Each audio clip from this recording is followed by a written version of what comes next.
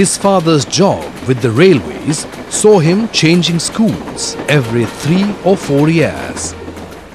His job at the Indian Institute of Science, Bangalore, has seen him teaching and researching in molecular biophysics for the last 30 years. Meet Dr. P. Balram, Professor and Chairman, Division of Biological Sciences, IIS, Bangalore. Well, my first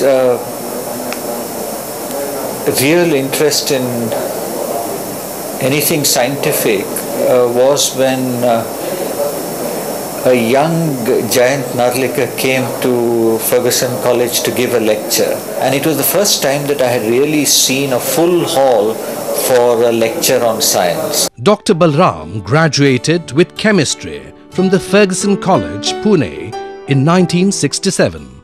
I remember the Ferguson College canteen very clearly.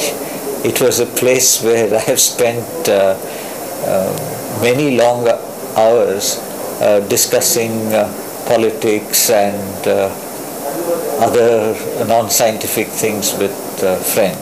At the time I was in Ferguson College, I was not very much interested in science and in chemistry. I was more interested in extracurricular activities and in working for the college newspaper. However, Professor Pathak, who was our chemistry teacher in Ferguson College, really did make me interested in some aspects of chemistry. I did an MSc in chemistry at Kanpur and then went to the United States to do my PhD in chemistry. And around the time I was finishing my PhD, I began to look for an opportunity to come back to India. Dr. Balram joined the Indian Institute of Science, Bangalore.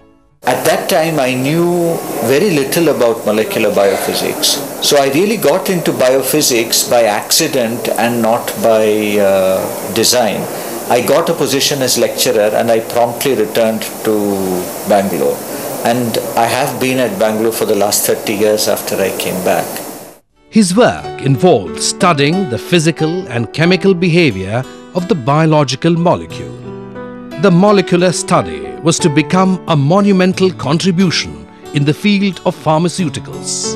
His peptide design for HIV has been successfully commercialized into a diagnostic kit. The next generation of drugs and vaccines will really come from understanding biochemical processes in structural terms.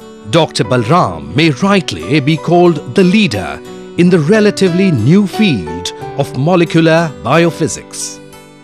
Professor Balram actually has had an incredible career. I work in the field of nuclear magnetic resonance and he has made seminal contributions even to that field way back in the 1970s, and I remember reading about him even in textbooks on NMR.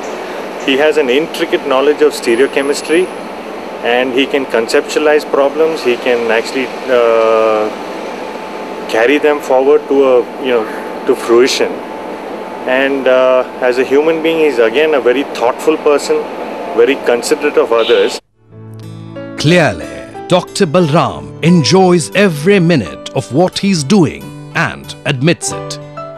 I have been paid all these years for doing exactly the things which I enjoy doing. So much so that he even met his better half in the laboratory. I was a student, that's how we met. Well, actually my wife was my PhD student and we got married in 1980. Subsequently, after she finished her PhD, she changed fields and moved into the area of molecular biology. Today she works on malaria and we share a common interest in proteins and we have been collaborating on the study of malarial parasite proteins. With some great work, a dedicated student following and recognition to his credit, Dr. Balram wears an understated air about him. Scientists are not usually very particular about clothing. He's usually always in trousers and shirt. He's not very particular about any kind of food. He's a vegetarian, and as long as it's not mild, it's very spicy, he's not very particular about the kind of food. I don't really know very much about music. I only listen to what other people in the house listen to. I am very fond of writing, and I write on diverse topics.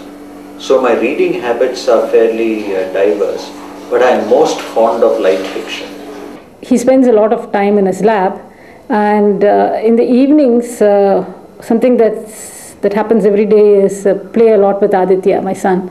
It's sports, a lot of sports. My son loves sports, and it's something that his interest has come from his father, I feel. Whether molecular behavior interests him, only the future will tell.